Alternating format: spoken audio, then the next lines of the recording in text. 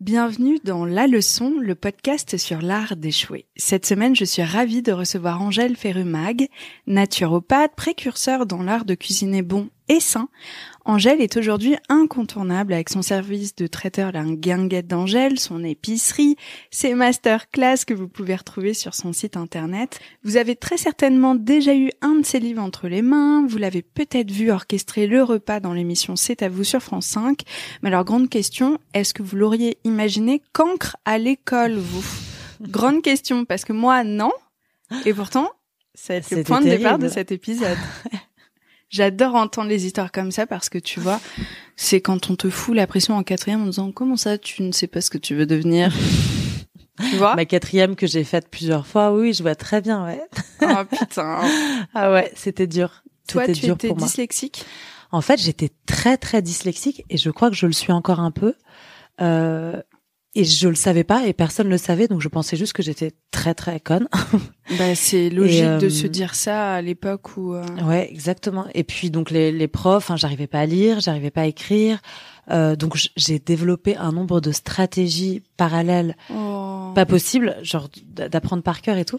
Et c'est marrant parce que je te dis que je l'étais, parce qu'en fait j'ai vraiment appris à lire en première. Alors là, vous allez me prendre pour une teubée. Mais c'est vraiment quand j'ai passé surcompensation permanente. À mort, ouais, de dingue. Tu te rends compte qu'il y a quelque chose qui diffère chez toi dès le CP, dès les premiers apprentissages de l'alphabet, etc. Je me rends compte déjà à l'époque. Bah en fait, je me dis que je suis bête, mais à aucun moment je me dis que j'ai un truc qui peut se résoudre parce que déjà mon père en fait a toujours le même problème. Okay. Donc en fait, il est brillant, il est très intelligent, il a une culture de dingue, mais il se l'est fait complètement tout seul. Et à l'école, qu'il a arrêté d'ailleurs très tôt, c'était très compliqué. Donc pour moi, c'était presque une sorte de génétique de la j'étais pas adaptée quoi. Ouais. Et je m'en suis rendu compte. Je me souviens. rendu compte du coup, puisque ton papa l'avait. Mais non, parce que mon père, il le dit même pas comme ça clairement. C'est moi qui le vois quand il m'écrit des textos. Franchement, c'est ferait mieux de mettre que des émoticônes. Parce que même moi, je les vois, ces fautes. Et mon petit frère aussi a ça, alors que c'est un grand chercheur. Mais drôle. oui, non, mais ça n'a aucun rapport avec l'intelligence. Et je me rends compte, je me souviens que je m'en suis rendu compte quand on devait apprendre à lire l'heure et à assembler des mots. Et pour moi, c'était tellement dur, tellement dur. Et en plus, pour les mots, par exemple, j'arrivais à apprendre par cœur et à faire genre je lisais. Pour l'heure, c'était impossible pour moi de copier ça changeait tout le temps. C'était trop dur. Mais c'est fou. On entend souvent que les petites filles sont plus difficilement diagnostiquées dyslexiques. Il y a aussi tout le spectre autistique parce que c'est des petites filles brillantes qui vont développer des passions mais qui sont toujours dans la surcompensation. Parce que on a plus facilement un masque en société, on essaye de bien faire. Bien sûr. On écoute moins les filles, en fait, finalement. Ouais. Et en plus, on nous dit beaucoup plus, allez, c'est pas grave, allez, ça va aller. Et puis, c'est clair. On est conditionné dès toute petite à compenser, à pas trop déranger, à pas trop machin. Ouais, c'est ça, pas déranger. C'est ça, pas déranger. Et il paraît, en effet, que les petits garçons sont beaucoup plus diagnostiqués que les petites filles. Et à cette époque-là, en fait, on parlait pas, il y a 75 ans, on parlait pas encore. Non, je rigole. C'est pour vous convaincre de manger sans gluten. Tout le monde est en train de se dire, mais elle a conservé une voix si jeune. C'est bluffant. Comme quoi, être dyslexique, c'est vraiment un puits de jeunesse. Mais alors, du coup, toi, t'es en surcompensation et t'apprends les mots par cœur, donc évidemment, personne ne s'en doute. Et tu sais, c'est marrant parce que Pauline, c'est pas un hasard, je pense qu'on parle de ça aujourd'hui. Parce que il y a 2 jours, je fais des lives sur Instagram de temps en temps. Peut-être que t'as vu et là j'ai fait un live sur donc mon Instagram de La Guinguette d'Angèle sur les SPM, les syndromes prémenstruels. Ouais. Et je me suis rendu compte que pendant tout le live, j'ai dit CPM. Enfin, je me suis rendu compte. En fait, c'est en lisant après les commentaires et j'en dis pourquoi tu dis SPM alors que c'est CPM. Et en fait, dans ma tête, c'est toujours le flou en fait, sauf que je fais tellement autre chose et puis il y a les autocorrecteurs etc et puis je compense encore à mort et un autre truc qui m'a marqué la semaine prochaine, je t'en parle parce que vraiment c'est très très frais quoi. J'ai fait il y a quelques jours un stage de yoga du visage. Bon, ça je t'en parlerai aussi, mais comme j'ai malheureusement pas beaucoup appris à l'école, alors qu'en fait je me rends compte aujourd'hui de cet accès que j'avais à la culture dont j'aurais tellement dû profiter, que là, je compense à mort et j'apprends toujours. Donc, je fais les cours du Louvre, j'apprends l'italien, bref. Et là, j'ai fait un stage, donc, de yoga du visage. Ouais. Parce que je trouve que ma peau commence mon âge commence à se voir. Je me fais les mêmes réflexions. J'ai fait du botox dans le front il y a 2 jours. Et écoute, je te félicite. En plus de l'assumer comme ça, c'est très rare. Oui. Et justement, moi, je me suis dit comment faire pour pas passer justement par ce genre de technique qui me résonne pas trop en moi, et en même temps pas avoir l'air d'un crouton, parce que je ne suis pas encore prête à m'assumer. Alors j'aimerais les croutons, arriver à on ce adore stade. ça, surtout pour une grande cuisinière comme toi, mais plutôt dans la salade César. Exactement, voilà. Avec un petit peu de thym rissolé. Tu vois, c'est là où tu te dis waouh. Et donc cette amie qui s'appelle Sylvie Lefranc, que j'adore et qui a un visage incroyable, qui a une expression et tout ça, elle est superbe. Ah ouais. Et donc j'ai fait son stage pour apprendre à être prof en fait de yoga du visage. Sauf que bon, je m'attendais pas à ce que ce soit aussi technique. J'ai appris tous les points d'acupuncture, tout le nom des muscles et tout. Et je me suis rendu compte qu'en fait j'étais pas du tout soignée lorsqu'elle nous a demandé il y avait un tableau avec le nom des muscles du visage avec des numéros. Mm-hmm. Et chacune notre tour, on était une vingtaine, on devait lire le muscle et puis l'expression avec laquelle il se manifestait, et ce que ça faisait, etc. Donc il y avait un petit texte à lire chacune. Et j'ai senti, comme à l'école, le stress monter parce que j'étais incapable de lire devant tout le monde. Et j'avais tellement honte quand je bafouillais, que j'ai buté sur les mots et que je voyais tous mes potes et je me disais oh là là, je suis vraiment trop con et fou. tout. On reste un enfant à l'intérieur qui, avec les petites blessures de l'enfance, c'est fou, ça ne part jamais. Hein. Complètement. Et quand elle nous a dit donc on commence à lire et tout, alors qu'il y avait une Polonaise, une Russe qui lisait pas du tout bien dans le truc, je me suis dit oulala, ça va donc être à mon tour. Donc si on passe par devant, si on passe de gauche à droite, je serai donc la 8e, donc je vais apprendre par cœur le texte 8. Si jamais ça passe par le milieu, je serai la 12e, et si jamais ça passe par derrière, je serai donc la 20e.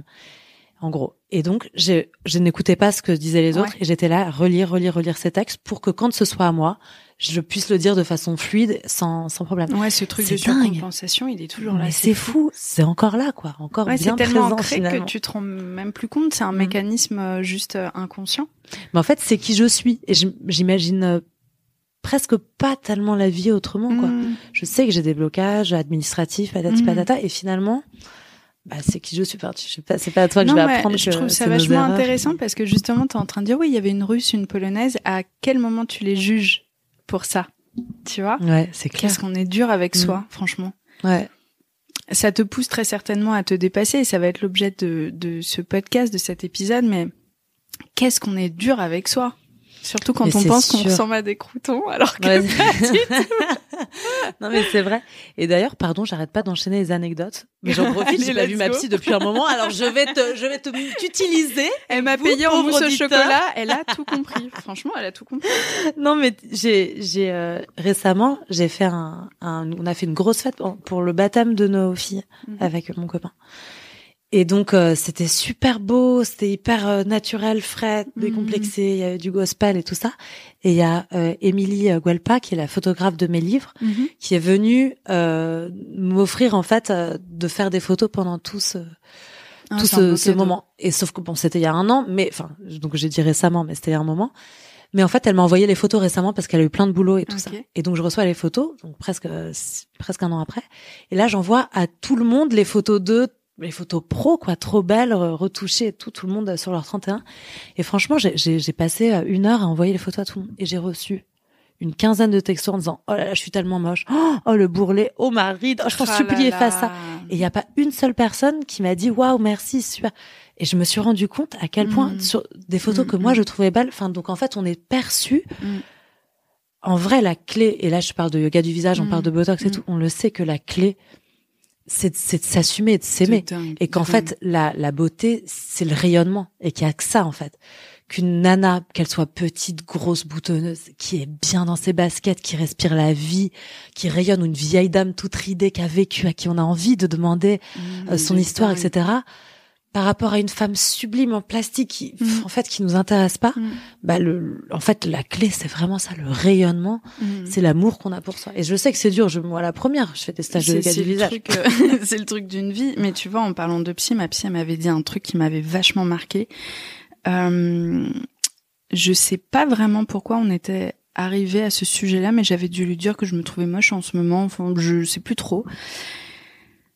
Surtout sur des photos.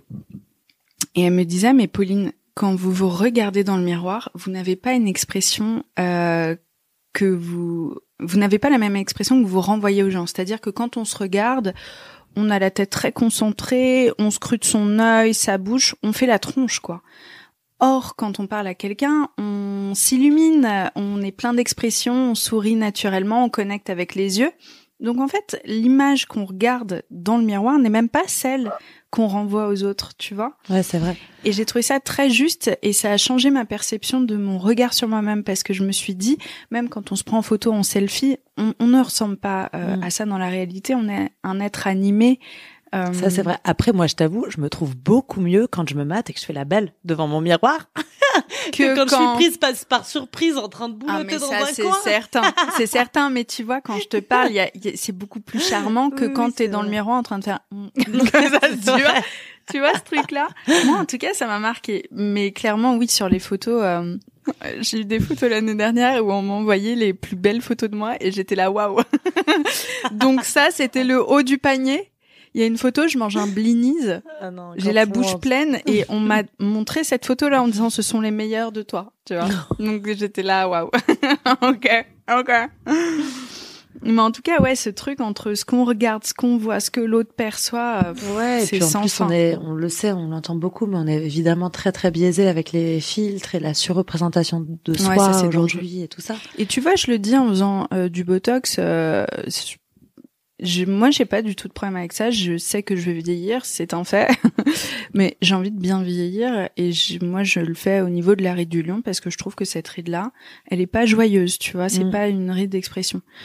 Donc, je suis très au fait de mon image et de mon envie de m'améliorer. Et pourtant, ça m'empêche pas de vouloir être naturelle dans ce que je dégage et ce que je renvoie, quoi.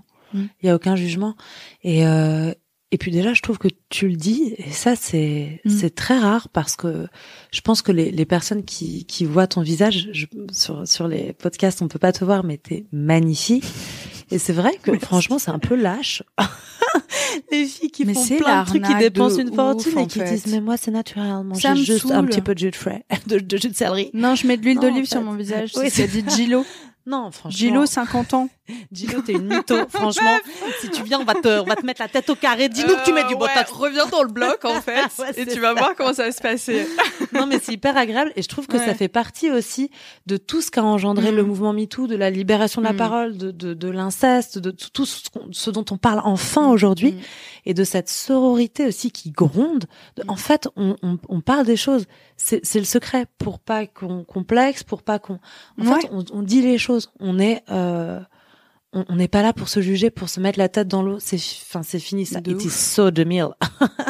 Aujourd'hui, on se soutient. Et moi, je trouve que c'est dégueulasse de juste, moi, donc, je me suis fait ça et je me suis fait pour la première fois, et tu vois, c'est intéressant parce que ça m'a fait changer d'avis. Je me suis fait pour la première fois des petites piqûres dans la lèvre, mais juste en haut, c'était mardi, donc c'est tout frais, hein. Juste parce que j'avais une asymétrie qui s'est développée forcément avec l'âge, on est moins pulpeuse, voilà. Ah oui. Personne ne peut le savoir. Et moi, ça me dérangeait pas de le dire, sauf que tu vois, je me suis posé la question de est-ce qu'il faut le dire ou pas lorsque je l'ai dit à mon copain qui m'a dit ouais mais t'es plus naturelle, il l'aurait jamais su sinon. En fait, je me rends compte que c'est pas le souci, c'est pas à moi, c'est plutôt le regard encore qu'on porte sur ce genre de sujet dans la société, tu vois. Ouais, je suis d'accord avec toi, mais après, à toi de décider si tu décides de porter ce changement avec toutes les critiques potentielles que tu peux avoir, et ça, c'est dur. Mais de faire du bien aux autres, en fait. En le disant, parce qu'en etc., plus, c'est cool, quoi. En décidant de jouer la carte. Mais tu vois, bien sûr, les critiques, etc., mais si par exemple à ton mec tu lui avais répondu, peut-être que on peut faire changer d'avis les gens, on peut faire évoluer et les consciences, les pensées, etc. Après moi, petit aparté, tu sais que le yoga du visage, c'est génial pour la mais je le fais pour aussi, hein. les lèvres. Moi, je me fais des massages tous les soirs. Ah bah c'est super. Ah non, c'est trop bien. C'est super. Après, je prône vraiment la tolérance, mais moi j'ai découvert, j'avais aussi une grosse asymétrie au niveau des lèvres. Enfin, toujours encore un peu. Quand je parle sur Marc, tu l'as fait aussi? Non, je l'ai pas fait. En revanche, pendant le confinement, avec les masques, c'était le rêve. Je passais ma journée à faire des lèvres de canard. Donc il faut qu'il y ait aucun pli sur les lèvres, mais on fait comme ça. Le yoga du visage. Voilà, comme si on faisait un bisou à l'univers, surtout pas en resserrant les lèvres, mais en écartant vraiment très large. Et j'ai passé ma vie comme ça, sous mon masque. Et franchement, ça m'a changé un truc. Donc depuis qu'il n'y a plus le masque, quand je suis dans la rue, les gens se disent, cette femme est bizarre. Elle a changé, franchement, Angèle, elle a un peu pris le boulard. Non, parce que je fais toujours mes exercices, mais franchement, c'est très moche quand on les fait, mais je vois que ça a vraiment évolué. Ouais, t'as l'air couillon. En fait, on a des muscles dans le visage, donc on peut je bodybuild mes lèvres. Elle est bodybuildeuse. Elle se met de l'huile et tout. J'ai mon cul, mais j'ai des lèvres tellement musclées. J'adore. Enfin bon, je suis bien d'accord sur ce regard dur qu'on porte sur soi et sur les autres, parce que on va vite à des conclusions jugeantes. Enfin, c'est la nature humaine qui est non, comme mais ça. même moi, qui te dis ça aujourd'hui, quand on a revu les filles de Sex and the City, etc., 10 ans après, 20 ans après, j'ai pas pu m'empêcher de me dire, oh là là, quand comme elle est refaite, Madonna, gna gna. Mais en fait, faut toujours se demander ce qui nous anime, en fait. Si c'est pourquoi est-ce qu'on se jette dans cette animosité tellement facile de mordre un peu, comme il y a toujours eu depuis des milliers d'années. En fait, si on prend un peu de hauteur, c'est que on ose. Parfois, il y a des choses qu'on est très très dur et critique envers les gens sur les sujets où on n'ose pas aller, bien sûr, et faire ce qu'ils font. Et puis c'est toujours un reflet de soi, un petit truc à travailler chez soi-même. Ouais, c'est sûr.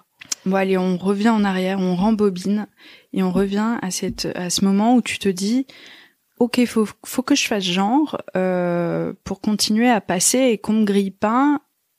Tu commences à intérioriser que tu es bête, c'est hyper dur si jeune de se dire ça, et j'imagine que ça a dû avoir un ancrage profond, et la preuve en est, tu fais ton cours, t'es encore en train de te foutre une pression monstre sur le sujet.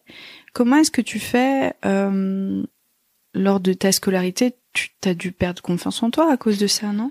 Bah, écoute, j'ai eu de la chance dans mon malheur, parce que pour moi, c'était inclus que j'étais bête. Et d'ailleurs, quand j'y repense, dur, hein. Mon groupe d'amis, finalement, a pas toujours été très bienveillant, parce que c'était un peu...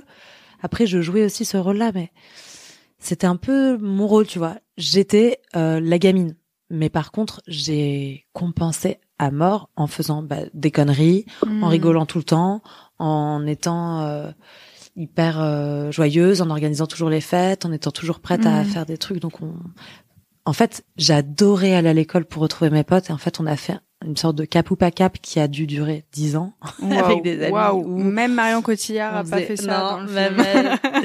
Elle. Et si, d'ailleurs, elle et Guillaume Canet, ils l'ont fait pendant... C'est jusqu'à 10 ans. Mais ils nous ont copiés, je pense. Je crois pense qu'ils l'ont aussi. fait un peu toute leur vie dans ce film qui s'appelle Jeux d'enfants. Qui se termine pas super. Ouais, non, dans du béton. Et non, donc en fait, on faisait toujours des trucs, c'était vraiment rigolo. Mais par contre, j'avais une angoisse profonde des notes de l'école, des cours, des dissertations, les dictées. Oh, c'était tellement dur, les dictées. En plus, j'avais une maîtresse qui notait par rapport aux erreurs de la classe. Donc, par exemple, ah putain, je vois c'était par rapport. Ouais. Donc, tout le monde était ravi. Si personne n'a fait l'erreur et que t'es la seule, en fait, c'était le barème, c'était pas sur 20, c'était sur le nombre d'erreurs de la pire. Et d'ailleurs, c'est assez bizarre quand j'y pense comme façon de noter. Mais donc par exemple, moi, j'ai fait un record un jour de moins 78 fautes. Oh, ma pauvre. Et donc tout le monde était noté par rapport à moi. Tout le monde t'a adoré, quoi. C'était le du pain béni de m'avoir dans sa classe, parce qu'on pouvait que briller. Sauf que pour moi, c'était vraiment hard.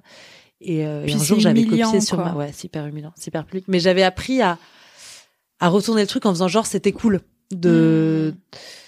Mais c'est marrant parce que je me souviens des relations dans la classe, et parfois il y avait ceux qu'on appelait les faillots, les lèche-culs, les machins, les gens qui étaient très très bons à l'école.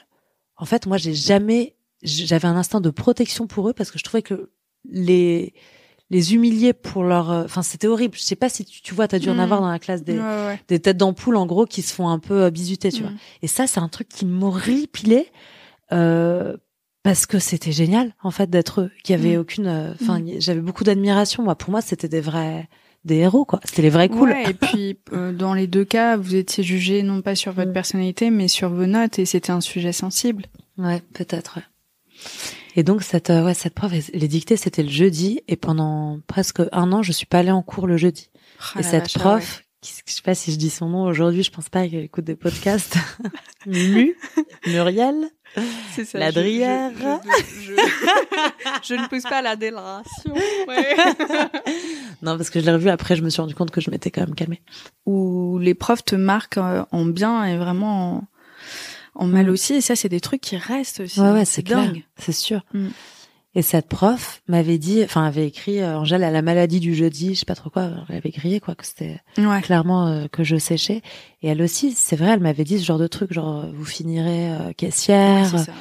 Déjà comme si c'était un sous-métier et en plus et un autre prof, c'était un prof de latin, impossible d'apprendre Rosa et Rosum. Enfin, je me souviens. Ma pauvre, c'est le premier truc en plus que t'as appris, donc Et il m'avait dit et le pire c'est que je l'adorais ce prof en plus. Enfin, je l'aime beaucoup toujours d'ailleurs, je le suis sur Facebook. Oh, c'est trop mignon. Il m'avait dit Ferreux, vous êtes disons une cruche, un pot vide. Wow. Ok. Et moi j'avais rigolé, j'étais là, ah oui pardon. Et t'es là, je vais aller jusqu'en terminale. Cette phrase, elle me suit encore. Ouais, quoi, bien sûr. Bien sûr. J'ai beaucoup de compassion pour les pots, j'adore les vases. J'ai toujours des beaux pots vides chez moi. Mais monsieur, il y a des vases Ming qui valent bien plus cher que votre maison. Donc, si vous voulez, on en reparle. Non, mais c'est marrant parce que c'est deux profs, en fait, qui m'ont et il y en a eu beaucoup d'autres, hein, mais eux particulièrement qui m'ont fait du mal, finalement. J'ai de la sympathie pour eux aujourd'hui. Je l'ai recroisé, la Mumu dans la rue, on s'est tombé dans les bras. Lui, je le suis sur Facebook. Enfin, c'est dingue. Et je pense aussi à ceux qui m'ont vraiment aidé peut-être qu'ils avaient pitié de moi, peut-être qu'ils croyaient en moi, je sais pas, mais certains d'entre eux mais en tout cas, il y a un truc en commun, c'est que personne n'a décelé ce truc-là chez toi. On t'a dit à aucun moment c'est juste parce que tu es dyslexique et tu vas travailler de telle manière et t'avais pas de tiers-temps. Non, pas du tout. Non. Ma mère a essayé mes rapports avec ma mère sont assez compliqués, donc en fait, c'était elle qui s'occupait de nous vraiment et tu pouvais pas te confier peut-être. Tout ce qu'elle essayait de faire, je l'envoyais paître. Et cela dit, quand elle essayait de faire des devoirs avec moi, j'étais très dure avec elle et elle était tellement maladroite, elle faisait des trucs tellement nuls. Et sans le savoir, bien sûr, elle faisait ce qu'elle pouvait, mais donc en fait, j'étais avec des profs particuliers un peu toute l'enfance, problème de petite fille de riche. Mais c'était pas mieux parce qu'en fait, finalement, ils faisaient les devoirs pour moi. Donc ça me permettait de passer entre les mailles du filet, mais je me sentais pas moins bête, quoi. Et comment t'envisageais ton futur, du coup, avec tout ça? Est-ce que t'étais plutôt pessimiste, en mode, on m'a dit que j'étais bête, donc je pense que je le suis, ou alors est-ce qu'il y avait ce truc de je vais tous leur prouver, tu vois? Écoute, aucun des deux. Je m'imaginais des trucs un peu parallèles. J'ai jamais été revancharde, je crois. Mais je me sentais pas non plus avoir un futur pourri parce que pour moi on pouvait y arriver en étant limité finalement et être très heureux et donc oui, je me projetais beaucoup dans la nature, je rêvais d'être fermière, c'était mon rêve profond, proche des animaux, de la nature, donc en fait pour moi c'était un futur très joyeux mais très loin des cahiers d'école et des trucs. Comme j'avais entre 10 et 12 de moyenne en terminale, je m'étais dit je vais passer mon bac et je vais redoubler de mon propre fait ma terminale. Tu te rends compte cette pression pour avoir de meilleures notes? C'est dingue. Mais tu te rends compte? C'est dingue. Et c'est ma mère au dernier moment qui m'a dit non, je crois qu'il faut que t'avances. Donc fais une fac, n'importe laquelle, mais je crois qu'il faut que tu sois en mouvement. Elle a eu trop raison. Tellement raison.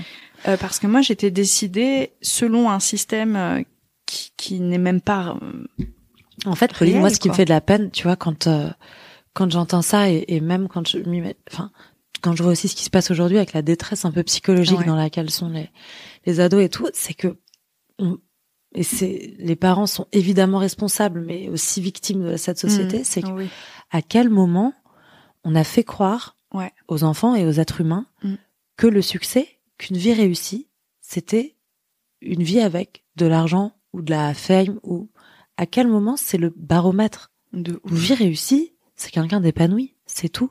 Que ce soit à la caisse du ED, que ce soit dans le caniveau, que ce soit dans la nature, que ce soit à faire des grandes études.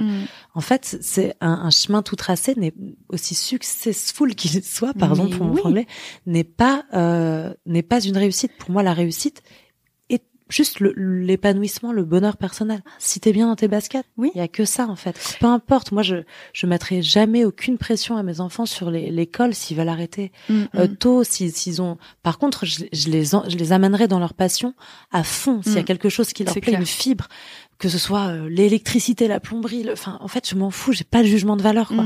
Mais par contre, être épanoui quoi, être curieux, toujours cultiver sa curiosité, son bonheur. Tu te rends compte comme t'es meilleur étudiant quand t'es passionné par ce que tu fais en fait, et quand t'es durant ce parcours où tu dois un peu chercher vers quel secteur tu vas aller, on te dit qu'attention c'est bouché, quoi que tu choisisses qui a l'air sympa. Mais ouais, quelle c'est tristesse. Dingue. Quelle tristesse. Et quand je vois moi mon expérience, enfin mon chemin, finalement, je l'avais la pression, je voyais tout le monde qui faisait des grandes études, etc. Et en fait, moi mon métier, je l'ai créé. J'ai créé mon métier de rêve. C'est tellement cool. Et je pourrais pas être plus heureuse. Ça ne pourrait pas mieux me correspondre. Ouais. En fait, je peux pas essayer d'être quelqu'un d'autre parce que la place est prise. Toi, il y avait, c'est clair qu'il y en a pas deux comme toi. Toi, il y avait ce truc des grandes études dans ta famille, ou à l'inverse, est-ce que personne n'était allé jusqu'au bac+5 ? Enfin, tu sais, il y a toujours un environnement aussi. C'est vrai qu'il y a toujours un environnement. Alors, moi, j'ai la chance d'être dans des familles très artistiques, mais très différentes. Okay. Du côté de mon père, ils sont tous dans le théâtre, dans le cinéma. Ils ont pas un radis. Cool. Ouais. Mais par contre, ils sont tellement joyeux, tellement heureux. C'est la fête à la maison. Ouais. Du côté de ma mère, donc des marchands d'art finalement. Enfin, mon arrière-grand-père a créé la fondation MAG avec mon arrière-grand-mère, qui est une fondation d'art contemporain. Donc ils étaient entourés par des artistes depuis toujours et c'était pas du tout formel. Mais personne n'a jamais eu mon bac dans ma famille. Mon grand frère, c'était le premier. Ouais. Donc j'avais d'un côté les opportunités financières parce que ma mère vient d'une famille qui ont de l'argent, et de l'autre côté une famille très très joyeuse. J'ai compris déjà très tôt que l'argent faisait pas le bonheur, parce que finalement les plus heureux, c'est pas du tout les plus. Important à savoir et à comprendre rapidement. Ouais. Par contre, je sais aujourd'hui à quel point ça y contribue. Moi, j'adore pouvoir acheter des trucs, partir en vacances et tout, mais c'est pas le baromètre. Enfant qui est arrivé juste après ma phrase. Non, moi, ma théorie, c'est qu'on a besoin d'un certain seuil pour être à l'aise et ne pas se dire, il faut que je fasse gaffe ce mois-ci. Ça, c'est mon goal. Au-delà d'un certain montant, ça n'apporte rien à part des emmerdes. Et quand on parlait de succès et d'accomplissement personnel, je pense qu'aussi une des clés du bonheur, c'est d'être heureux de ce qu'on a, de se satisfaire, de se dire, mais en fait, est-ce que j'ai vraiment besoin de ce truc en plus de ce machin?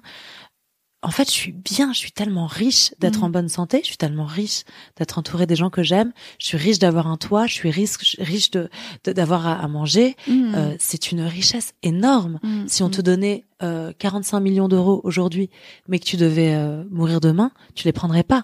En fait, notre vie vaut une fortune, et notre santé, nos ouïes tous nos sens qui fonctionnent. On peut écouter, on peut entendre, on peut sentir, on peut embrasser, on peut faire l'amour, on peut danser, on peut sauter. C'est un truc de dingue, comme c'est précieux. Ouais, on est milliardaire de notre propre Prends santé. Ça, Bill Gates. Prends ça. Non, mais c'est hyper juste. Moi, je viens d'une une famille bourgeoise, mais désargentée. Donc, il y a ce truc de on a eu, mais on n'a plus. Et puis, ma mère était mère célibataire, et elle a dû faire plein de boulot pour s'en sortir, donc faire les ménages, tu vois. Donc, toute mon enfance, j'ai entendu faut qu'on fasse gaffe ce mois-ci. Et ça, c'est un truc qui me reste et que je ne veux plus avoir. C'est pour ça que je veux de l'argent. Bah ouais. C'est pour cette raison-là. En revanche, il y a un truc qui est sûr, c'est que je n'avais aucune frustration et j'étais hyper heureuse avec mon enfance, avec assez peu de choses, tu vois. Je compare par exemple à mon copain qui avait tous les jeux vidéo de la Terre, son ordinateur personnel, etc. Moi, j'avais rien de tout ça, mais dès que j'avais un nouveau truc, j'étais tellement heureuse et ça prenait tout son sens et je le chérissais. Et moi, j'ai vraiment envie de ressentir ça en tant qu'adulte et je veux pas du tout être une personne blasée qui tout d'un coup à tout et qui est en mode whatever. Ouais, c'est clair. Non, mais t'as raison de le dire. En plus, on est autour de milieux parfois entre la mode, etc., où il y a beaucoup ça.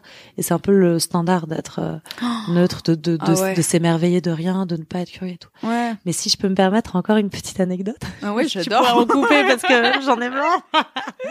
Mais ouais, tu sais, j'ai vécu un peu au Brésil. Ah non, je savais pas. Ouais, je suis partie au Brésil au départ pour voir un ami et finalement je suis restée 1 an là-bas. C'est exceptionnel. En plus, j'étais chez des amis de mes parents dont je suis très très proche. Une femme qui est une actrice là-bas qui s'appelle Deborah Bloch. Oh, c'est trop stylé. Mais déjà hyper connue, etc. Là-bas, c'est la queen, mais en plus qui est une femme qui pour moi est un exemple. J'ai passé un peu ma vie à chercher des exemples de femmes comme avec ma mère, ça matchait pas trop. Je l'aime, hein. J'ai beaucoup d'amour pour elle, bien ça n'a sûr, rien à voir. Mais je comprends tout à fait. Mais elle fait ce qu'elle peut avec ce qu'elle a. Et donc pour moi, c'est pas un modèle, mais cette femme, ça fait vraiment partie d'un modèle de vie pour moi. Mais bref. Donc j'ai rencontré à ce moment-là, grâce à mon pote Charles qui vivait là-bas, un pote qui était un grand gars de 2 mètres qui s'appelle Igor, un nom super russe. Alors c'est un Brésilien, je te raconterai pourquoi il s'appelle comme ça. En fait, il s'appelle Igor parce que il est né dans une favela et à cette époque-là, il y avait des mouvements un peu d'associations humanitaires qui un peu du monde entier qui allaient faire des bonnes actions un peu dans les favelas quoi. Enfin et donc, il y a un médecin russe qui s'est retrouvé là, dans une favela, à accoucher dans la rue, ce petit garçon. Et la mère d'Igor, pour le remercier, merci, a dit, je vais appeler mon fils Igor, qui donc est brésilien, fait 2 mètres, et c'est trop drôle. Bref, et ce gars est devenu un de mes meilleurs amis. On est très proches, et je l'aime beaucoup. C'est lui qui m'a appris le portugais. Enfin, j'ai beaucoup d'amour pour lui. Et donc, il a grandi dans une favela. Il s'en est sorti grâce à son état d'esprit positif. Et aujourd'hui, il voyage partout dans le monde. Il a une société, il travaille pour une société de tourisme. Il a de l'argent, il aide sa famille, sa sœur, sa nièce, sa mère, etc. Et donc, c'est un vrai succès pour ces gens qui ont peu de désir. Ils savent même pas qu'ils peuvent s'attendre à un avenir meilleur. Et Igor me racontait que parce que un jour on avait cette discussion sur l'aptitude au bonheur en fait, comment on prend les choses bien ou pas, et que finalement être heureux ça n'a rien à voir, zéro, avec ce que tu possèdes en fait. Et quand il avait rien, quand il n'avait tellement rien, qu'il vivait dans la rue avec sa mère et sa sœur, et qu'en fait, pour gagner un peu d'argent, à cette époque-là, il y avait un poste, tu sais, sur la plage à Rio, il y a ce qu'on appelle les postos. Donc, il y a posto 1, posto 2, c'est sur ces postes. En fait, à cette époque-là, aujourd'hui, il y a le poste pour, où les gays se retrouvent, l'autre où les familles se retrouvent, c'est rigolo, c'est un petit peu segmenté comme ça. Tu peux aller partout, bien sûr, mais, et à cette époque-là, donc il y a une 30aine d'années, il y avait un poste où tu pouvais apporter de la ferraille et il pesait et il te donnait un peu d'argent. Et donc lui, il passait ses journées sur la plage avec sa mère et sa sœur à récolter les canettes, tu vois, les canettes vides. Il les prenait, il les écrasait, ils mettaient dans leur sac. Et le soir, ils arrivaient avec leur sac super lourd, ils pesaient, et ils avaient une petite pièce et là, ils allaient s'acheter un Coca-Cola frais. Et il me disait, je pense que je vais chialer en te racontant ça, parce que je suis hyper sensible en ce moment. Je suis hyper sensible aussi, et ça, je l'ai camouflé pendant longtemps. Mais là, ils sirotaient leur coca en regardant le coucher du soleil sur la plage. Ils avaient que dalle, ces gens. Et il m'a dit, de ma vie, j'ai jamais ressenti autant de bonheur. En fait, c'était le vrai bonheur, c'était ça. Et tu vois, comme, en fait, la joie ne dépend pas de ce que tu as, mais de ta façon de le prendre. C'est tellement Je me souviens d'une prof de yoga qui m'avait dit, en fait, qui s'appelle Kailan Jot, qui fait des super cours de yoga d'ailleurs. Elle avait dit, en fait, être yogi, c'est pas du tout éviter les vagues. T'as des vagues comme tout le monde, sauf qu'au lieu de te faire rouler. Faut le rappeler parce qu'on l'oublie souvent. Tout le monde a des problèmes. Au lieu de te faire rouler, t'apprends à surfer. Et en fait, c'est ça le truc, c'est pas d'éviter les problèmes. Il y en a des problèmes. On est dans une société de toute façon, anxiogène, etc.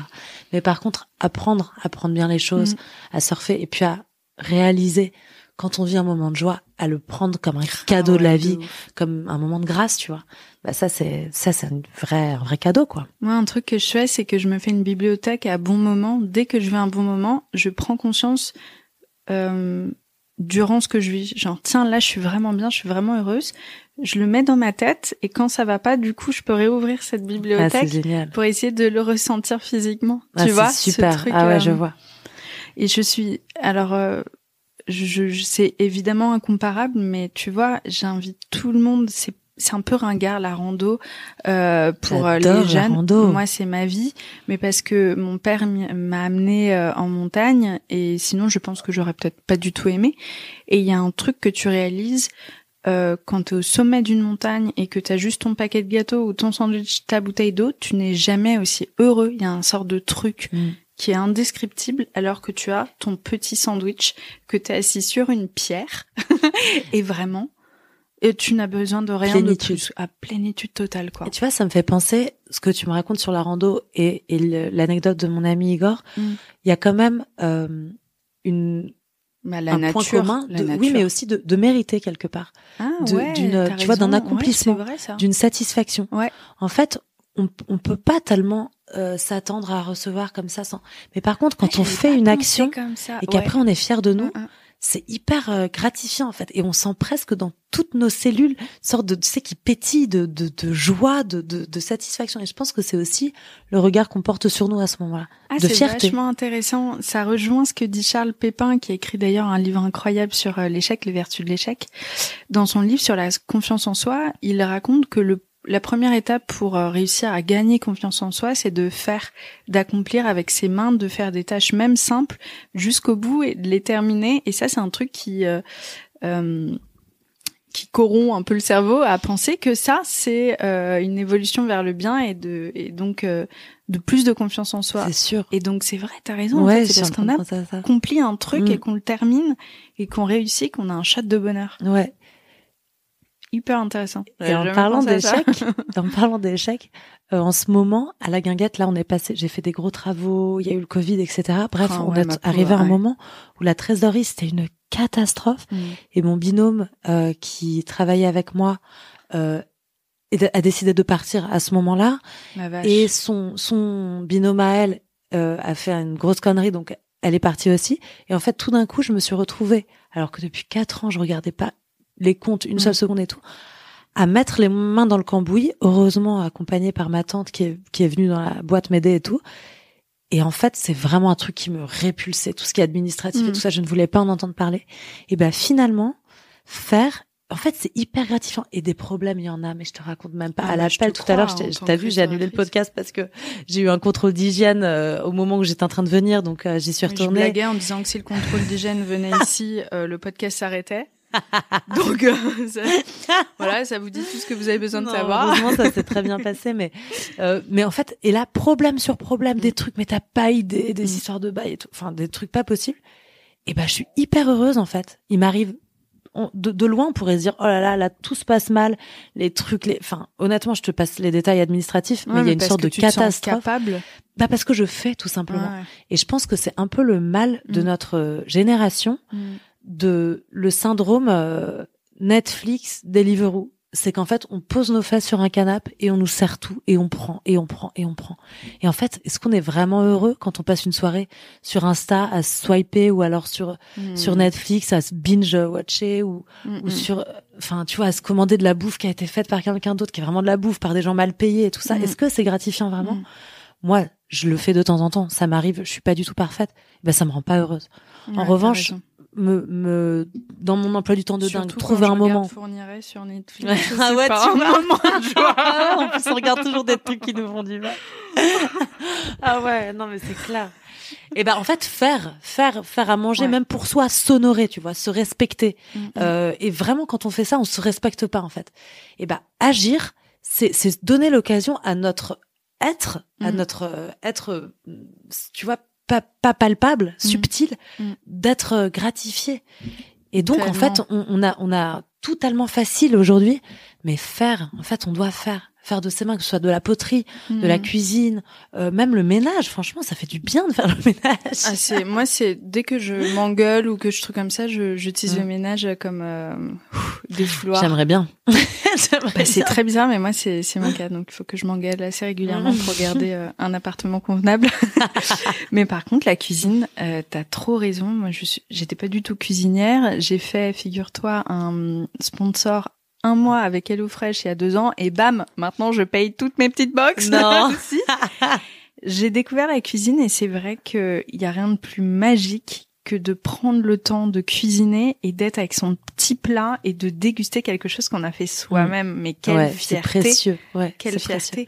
Et c'est vrai que ça, Deliveroo, que j'utilise évidemment comme beaucoup de monde régulièrement, ça t'apportera jamais ça. Jamais. Non, et puis je trouve qu'il y a un truc, auquel je me suis il y a un truc que j'ai touché récemment, que j'ai ressenti récemment, c'est la richesse que t'apporte, tu vois, par exemple, on sait aujourd'hui, moi, j'ai pas acheté de vêtements neufs et surtout pas dans des marques de fast fashion depuis très longtemps. Ça m'arrive 1 ou 2 fois quand vraiment j'ai besoin d'un truc très vite, ça m'arrive. Mais sinon, j'achète que dans les friperies ou que sur Vinted. Et en fait, quand j'achète un vêtement de bonne qualité, d'une marque connue, je sais qu'il a déjà une vie, mais il va continuer avec moi. Là, je me suis acheté par exemple une sublime jupe Dolce & Gabbana sur Vestiaire Collective. Et passe trop belle, un peu années 50 et tout, je l'adore. Ça me donne tellement plus de joie que quand je m'achète un vêtement, je sais pas d'où il provient, par qui il a été fait, quel a été le coût humain, écologique de ce vêtement, etc. Et quand j'ai un truc comme ça, je me dis, mais tu vois, et c'est pareil pour la cuisine. Quand j'achète mes légumes, moi je fais partie d'une AMAP dans le 1er arrondissement, il y en a une qui est d'ailleurs rue du Coq-Héron, si vous voulez, il faut soutenir Luc qui galère avec ses légumes. Mais je sais qu'ils ont été faits par ce mec à côté de Paris, qui les a amenés en voiture électrique, que je les cuisine, etc. En fait, il y a un truc, ça me nourrit bien plus que de la bouffe qui nourrisse mes cellules, tu vois. C'est hyper gratifiant. Et quand en plus j'ai une table où il y a une nappe que j'ai chinée à Saint-Ouen qui est faite en chanvre et qu'il y a des bougies de la romaine, ça t'enrichit vraiment.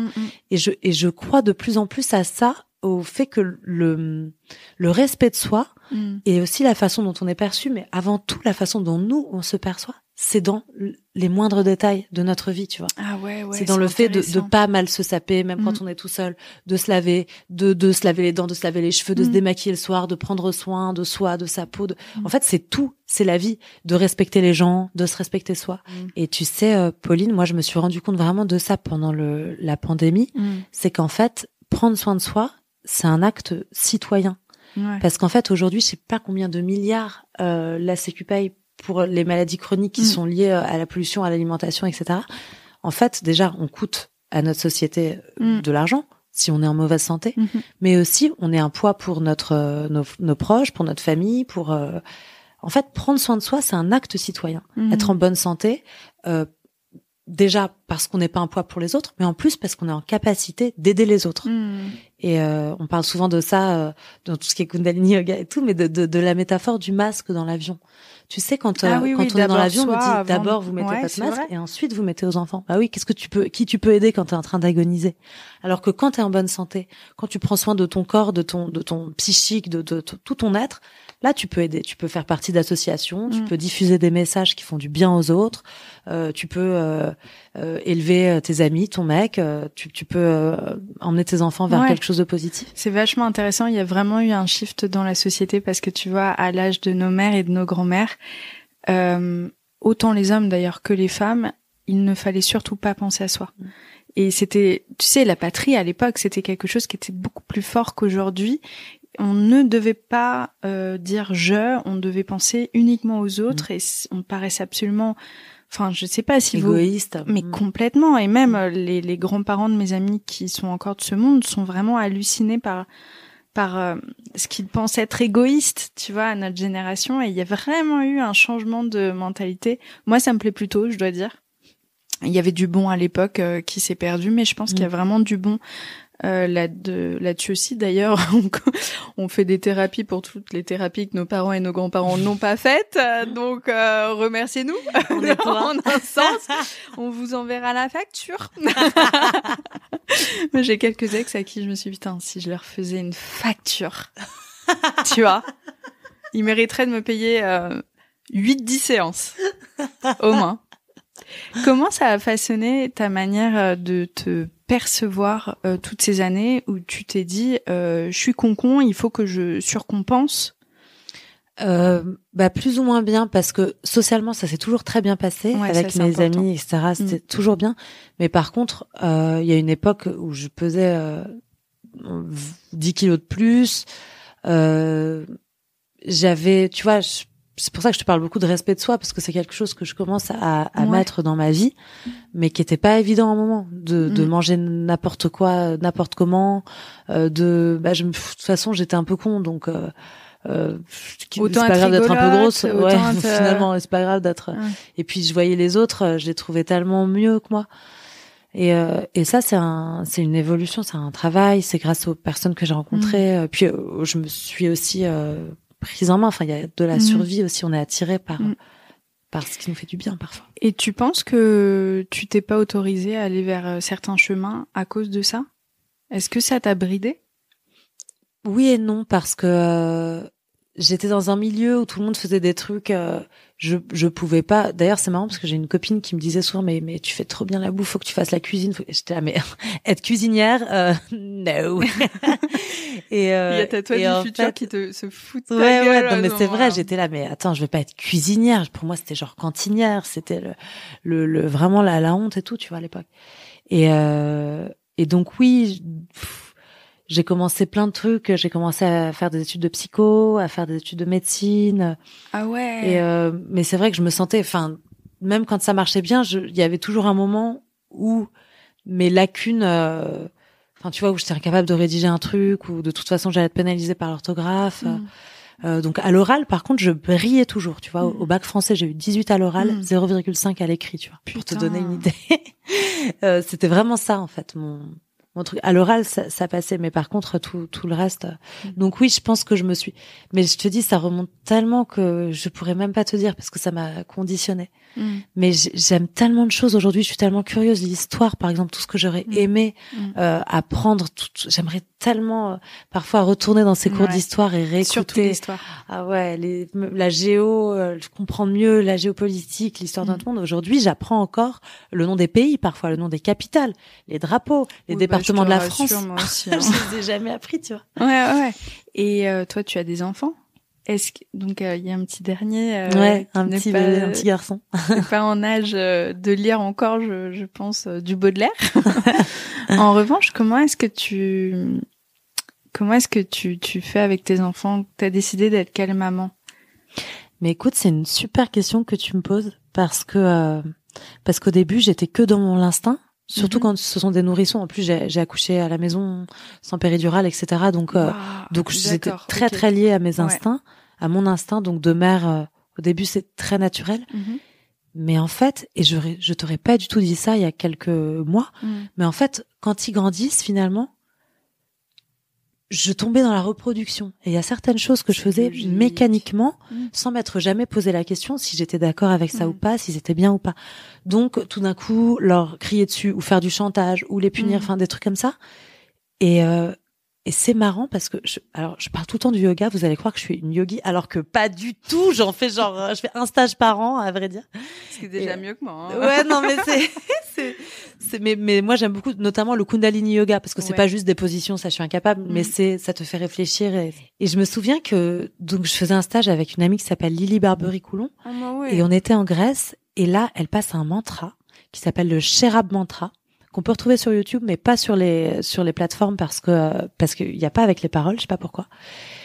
Je te le chante. Allez, let's go. Et c'est le mantra de la mère qui console, qui fait un bisou sur le front, qui borde le soir. Elle est tellement enveloppante. C'est l'amour éternel, tu vois, et qui câline. Et donc, elle nous a fait avoir visualiser des mains qui nous supportaient de partout. C'est beau. Avant de passer ce mantra qu'elle a passé pendant genre 12 minutes. Et le mantra, en plus, c'est trop beau, c'est Om Mawa Made Mae Moham. J'adore. Ema O Mai Lupa Eta Dudu Soham. Bref, sublime. Et ce mantra m'a fait pleurer. Et je comprenais pas pourquoi. Et après, pendant ces stages, j'écris beaucoup. Et après, j'ai écrit. En fait, je veux voilà la mère que j'ai envie d'être. J'ai envie d'être amour, bienveillance, soutien, écoute. Et évidemment, j'étais pas une mère pourrie, hein, là je vous ai dit tout le pire de ce que je faisais, mais tout d'un coup là je mets de la conscience. Et par exemple, quand j'ai un système réflexe un des enfants qui commence à hurler, à faire non, je veux pas mettre mes chaussures, là dans ma tête je me dis ok, en fait de toute façon je suis pas d'accord et je suis pas un grand sage, mais qu'est-ce qu'il y a derrière, genre je t'aime, tu veux pas les mettre de toute façon, enfin je m'énerve plus, je mets plus jamais, je crie plus jamais, par exemple. Okay. Caroline Goldman aussi m'a beaucoup aidé. Chapeau. C'est que je vous conseille d'écouter ces podcasts aussi qui sont extras sur l'éducation des enfants. Et donc voilà, donc la mère que j'ai décidé d'être, c'est celle-là, c'est celle qui soutient, qui ne juge pas. Et c'est ça que je faisais avant. Non, tu vas pas mettre ces chaussures. Non, c'est pas possible. La honte, ces chaussures sont trop moches. On met pas des chaussures Reine des Neiges pour aller à l'école, machin. Bah en fait. Pourquoi j'en ai quelque chose à faire? Parce que je veux que les autres la regardent bien pour qu'elle soit aimée, mais c'est mes problèmes, c'est pas les siens. Donc j'essaie d'être cette mère-là, une mère qui aime vraiment. Et je trouve que comme le bonheur, bien aimé, ça s'apprend. Parce qu'en fait, on a des réflexes familiaux. Et donc, pas aimer de façon tordue, bah ça s'apprend. Et c'est une remise en cause permanente. Oh, c'est clair. Et puis moi, je me dis que ça semble logique. T'étais une enfant qui se jugeait elle-même. Donc c'est normal de reproduire ça, et chapeau de te remettre en question. Et si ça t'arrive par moment de merder, enfin c'est la vie. Hein. Tu sais quoi qu'il arrive, on a tous des failles sur lesquelles on doit travailler. Et je pense que c'est même nécessaire dans la vie, parce que sinon qu'est-ce qu'on se ferait chier. Ouais, c'est sûr, bien sûr. On serait des poissons froids. Ouais, t'as raison. Mais par contre, c'est intéressant de se dire que toi, ça s'est répercuté chez toi en mode je vais essayer d'être plus douce avec les autres, parce que moi, j'ai pas été douce avec moi-même, quoi. Ouais, c'est vrai. Puis moi, j'imagine aussi que toutes ces années, t'as dû te foutre une pression en te disant si je fais un pas de côté, je tombe, quoi. Parce que t'étais toujours en train de suffoquer, en train de faire tout ce qu'il faut pour pas qu'on te grille. Et juste un moment de souffler et dire en fait je suis comme je suis, et je vais faire des fautes d'orthographe, et ça va bien se passer. Ouais, hein, c'est clair. Le chemin est long encore, mais ouais j'imagine. Qu'est-ce que tu tires de cette scolarité en apnée? C'est exactement ça, c'est bien trouvé comment. Ce que je tire, c'est c'est marrant parce que j'ai mis mes enfants dans la même école dans laquelle j'étais, que j'ai adoré socialement, mais en fait qui n'a pas été capable de m'aider vraiment. Et donc j'ai encore de l'angoisse, beaucoup, et je me demande tous les jours si c'est pas une connerie, si j'ai bien fait. Et en même temps, je pense que cette école n'est pas, est une des meilleures pour l'aide aux enfants, pour l'écoute, etc. Parce qu'il y a un suivi génial pour les enfants. Et en même temps, de toute façon, c'est pas adapté aux enfants, mais la société n'est pas adaptée aux enfants, et j'ai décidé de faire partie de cette société, de vivre en ville, et parce que moi, foncièrement, je pense que les enfants devraient être tout nus dans la boue, à gratouiller la terre, à jouer avec les animaux, à voir les saisons, à sentir la pluie sur leur front, etc. Clair. Mais en fait, on n'est pas dans cette société-là, malheureusement. C'est pas la réalité. Et j'ai fait le choix de jouer le game de la société. Donc, être parent, de toute façon, c'est toujours se poser des questions, toujours un peu culpabiliser, se sentir toujours un peu mal, un peu machin. Bah, t'en as refait, ça veut dire que ça va, j'en ai trois même, il y a quand même quelques avantages. Non, c'est extra. Non, mais heureusement, j'ai un copain qui est tellement à contre-courant des mouvements, de foule. Trop cool. Qui m'aide énormément. Bah, il te va bien aussi, parce que toi, t'as été assez précurseuse dans ton domaine. Le côté vegan, sans gluten, il y a quelques années. Oui, complètement. Je pense qu'on devait un peu se moquer de toi, parce que moi. Ah oui. Je me souviens même d'un. Oui, j'avais beaucoup de presse à l'époque, énormément, parce que c'était tout nouveau. C'est le premier service de traiteur à Paris, sain, un peu différent des Potel et Chabot d'Aloyau et tout. Et donc tout d'un coup, je me suis mise à travailler pour les plus grands, en étant toute seule. Mais par contre, oui, il y avait beaucoup donc dans le milieu de la mode, ça va, puisque c'est aux États-Unis, enfin, ils connaissaient déjà, etc., ils s'étaient intéressés. Mais par contre, autour, et je me souviens notamment de cette interview avec un journaliste pour un magazine, genre Campagne et Déco, je sais plus. Et il était horrible avec moi. Et c'était tout le patriarcat. Il disait, Alors avec vos petites fleurs dans les cheveux, là, vous voulez quoi? Vous voulez sauver le monde, c'est ça? Hein, vous voulez youpi les filles, vous êtes des femmes du légume en fait. Le mec qui bosse à campagne et chaise longue, enfin qu'est-ce qui révolutionne? C'est horrible. Non mais je regrette de pas avoir eu les armes à l'époque pour me le farcir.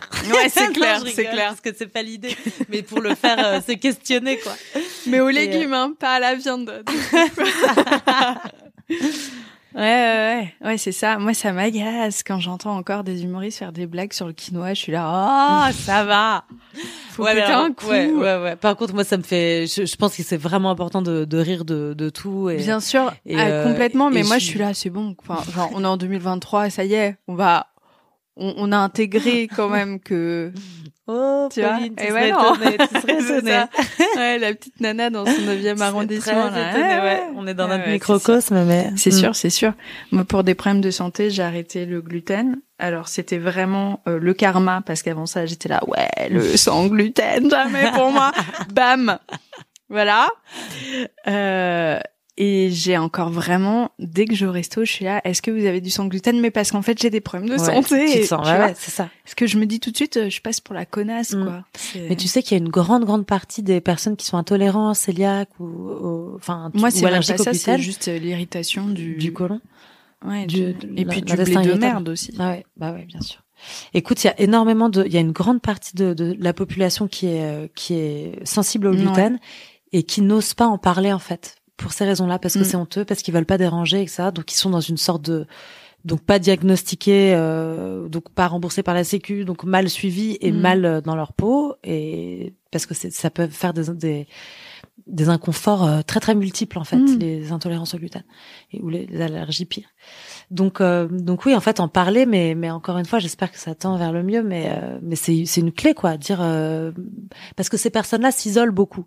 Non, je viens pas prendre l'apéro, je viens pas prendre la galette de roi chez toi. Alors qu'en fait, quand t'en parles, tu dis, ça te dérange pas, Gilbert, je ramène mes madeleines parce que je peux pas bouffer du gluten, ça me fait péter. Bon, bah, ça va, ça y est, on en a parlé, c'est bon, il a avec ses madeleines, personne va l'embêter. Voilà, je suis grillée, on sait maintenant pourquoi est-ce que j'ai arrêté le gluten. De toute façon, ça fait plusieurs épisodes de fail sur la leçon que les gens ont compris que j'étais un peu pétomane, quoi. Pauline, le prout, je crois que c'est une de mes plus grandes passions dans la vie. J'aime tellement ça. Ah bah, et malheureusement, mon copain ne pète pas. Et donc, j'ai jamais rien vu, rien senti, même nos enfants. J'imagine qu'il a vraiment d'autres qualités parce que pour rester. Non, mais c'est tellement extraordinaire. Je sais pas, le bon Dieu nous a donné une sorte de gaz hilarant bruyant, qui a une odeur drôle, un bruit drôle, qui sort d'un endroit drôle je pense que c'est fait pour apporter un peu de joie sur terre. Ouais, c'est trop de légèreté. C'est trop beau ce que donc moi, franchement, le prout, mais dès quelqu'un pète, j'adore. Et pour moi, il y a rien de plus gênant quand quelqu'un pète et qui veut pas qu'on rise de son prout, qui fait genre, on passe à autre chose, quoi. Là, je me retiens et je trouve ça dommage. On passe à côté d'une belle rigolade, quoi. C'est clair. Il y a Elon Musk qui avait tout compris. Sur sa Tesla, il a créé le bruit paix à la place du klaxon. Non, c'est pas vrai. T'as jamais entendu ça? Je savais pas. Tu peux programmer le siège où la personne s'assied, t'appuies et quand elle s'assied, ça fait un bruit de pouce. Je savais pas qu'il était rigolo comme ça. Je savais qu'il était chelou. Alors, je m'avancerai pas sur le fait que le gars ait de l'humour, hein. Je me permettrai pas non plus d'avancer de telles hypothèses ancrées. Mais en tout cas, ça donne envie de se cotiser pour s'offrir une Tesla pour des pois chiches. D'ailleurs, j'avais appris chez toi, dernière parenthèse parce que vraiment donc il y a des années, j'étais chez Cosmo, j'étais venue dans le 14e dans ton atelier qui est rue Daguerre. Et c'est un labo, c'est ça, oui. Se dit labo. Bah alors le labo c'est la cuisine pro. Oui, c'est ça. Et il y a aussi l'atelier où en fait on fait les vidéos et tout qui est dans une maison. Tout ça pour dire que j'ai appris à faire de la mousse au chocolat avec du chocolat et de l'eau de pois chiche.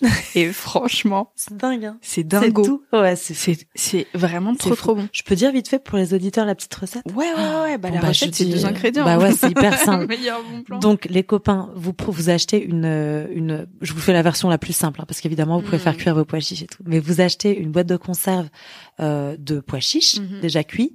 Vous filtrez, vous récupérez évidemment l'eau. Les pois chiches, je vous conseille de mettre des petites épices dessus, genre râper du gingembre. du tamari, J'adore. de l'huile et de les mettre au four à 180 degrés pour en faire, pour les grignoter pour l'apéro. C'est trop bon. Et l'eau de pois chiche, vous prenez votre fouet comme pour les monter des blancs en neige, en fait, et vous montez votre, ça s'appelle l'aquafaba. L'eau de pois chiche, vous la montez en neige. Franchement, ça fait le taf. C'est dingue, c'est plein d'albumine, en fait, donc ça va se tenir vraiment comme des œufs en neige. Et ensuite, vous faites fondre du chocolat délicatement. Enfin délicatement comme vous voulez, mais vous le faites pas cramer quoi. Et vous mélangez les deux. Là il faut être délicat. Et ensuite vous mettez votre mousse au chocolat dans un ramequin, un bol, un verre. Vous le mettez au frais pendant au moins 2 heures et vous avez une mousse au chocolat pas très chère et ouais déjà c'est et vrai. pas de sucre rajouté, pas d'œufs, etc. Et légère. honnêtement, le goût est vraiment le même. Et en plus, dans l'eau de pois chiche, c'est un peu salé. Donc, du coup, ça rehausse le chocolat. Folie. Folie. On va terminer là-dessus parce que vraiment, le chocolat, ça reste quand même la plus belle leçon. Pauline, on a vraiment parlé de tout et n'importe quoi. De prout, de kundalini. Moi, je trouve que le prout avait sa place. Je suis désolée. Est-ce que je dois m'excuser? Je ne sais pas. Rendons leur place au prout. Je te raconterai hors micro parce que je vais pas leur refaire l'histoire, mais je te raconterai une belle honte que j'ai eue. Mais moi, je trouve qu'il y avait un fil conducteur. C'est le regard dur qu'on porte sur soi qui nous fait rater des opportunités. Et ça, c'est chiant. Et je pense qu'il faut vraiment travailler là-dessus parce que non seulement on est trop dur avec soi-même et en plus de ça, on s'interdit de faire des choses alors que la vie est courte. La deuxième chose, c'est que du coup, ça t'a obligé à être plus douce avec toi et que ça aussi façonne ta façon d'être maman. Et ça, je trouve que c'est vraiment joli et que c'est vraiment la preuve que chaque faille qu'on a peut nous pousser à nous dépasser et à faire du bien. Et la dernière chose, c'est d'apprécier les petits moments, de prendre confiance en soi, par ce prisme-là. Tu vois, j'aimerais avoir la tête si bien faite. Je suis incapable avec ma oui, alors je te rassure, elle est assez cassée. Les choses comme ça, c'est trop beau, bravo. Je te rassure, malgré tout, je donne de l'argent à mon psy qui est presque à pouvoir faire sa piscine. Métis structure. Merci beaucoup, Angèle. Merci, Pauline. C'était trop intéressant. Ouais, c'était chouette d'être avec toi. Les proutes. J'espère que cet épisode vous a plu. Pour suivre les coulisses du podcast, n'hésitez pas à me follower sur Instagram @Paulette_Grisoni, sur Twitter, podcast LL en majuscule, ou sur Facebook, La Leçon Podcast. On se dit à très vite pour un nouvel épisode.